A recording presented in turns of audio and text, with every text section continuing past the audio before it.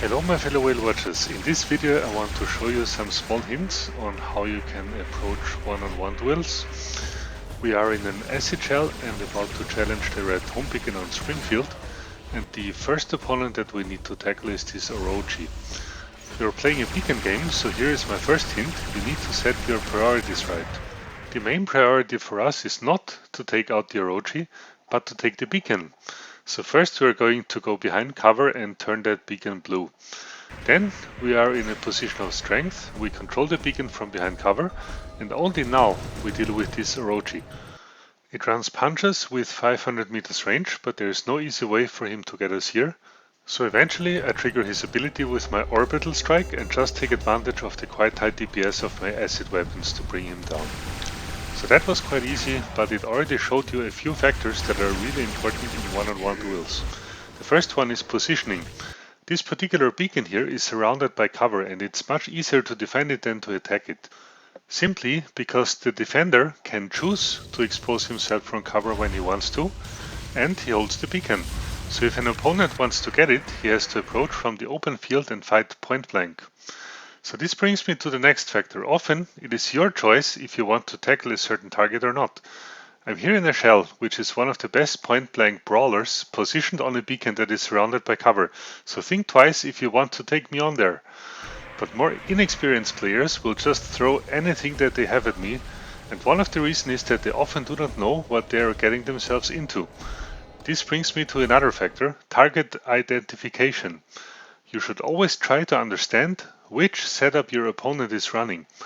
Information often gives you the edge in winning such duels or not, because once you know what your opponent is running, you can adjust your playstyle and think about an appropriate tactic to get the maximum out of your situation. So in this situation, the next opponent that shows up here is a Hades. So which information can we gather here? First of all, let me bring your attention to this section here, because many players simply don't know that. Whenever you target an opponent, you see the effects that are active on that opponent at any given time. Blue are the buffs and red are the negative effects.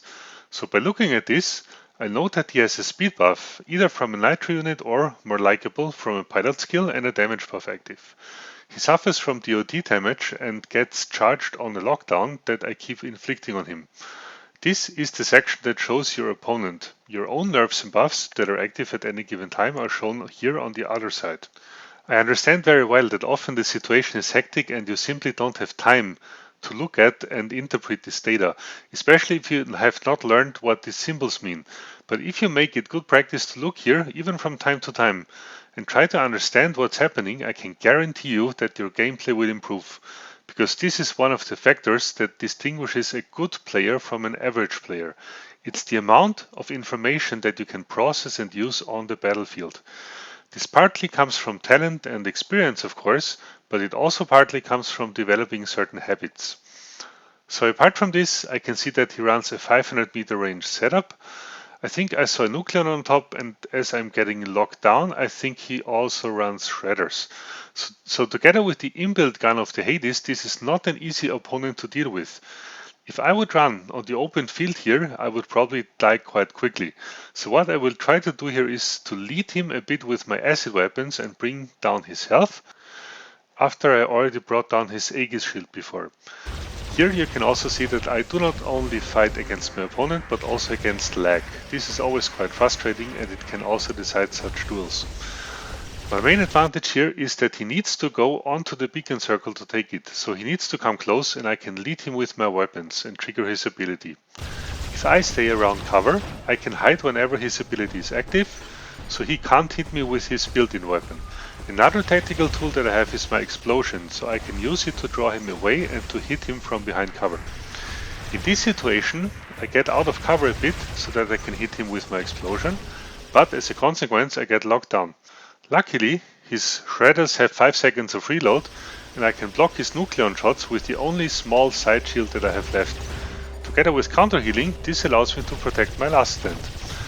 I return into cover and trigger another explosion. Here we go. And the rest is simply brawling it out.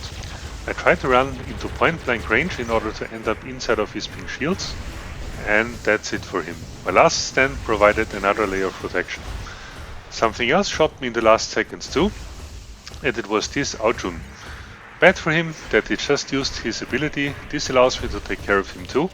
So to say, a free bonus kill just because he exposed himself for nothing. Before this Fafnir here will eventually bring me down, thank you for having watched this video. I hope that this could help you a tiny little bit on your journey to become a more advanced player. Thanks for listening in and see you on my channel.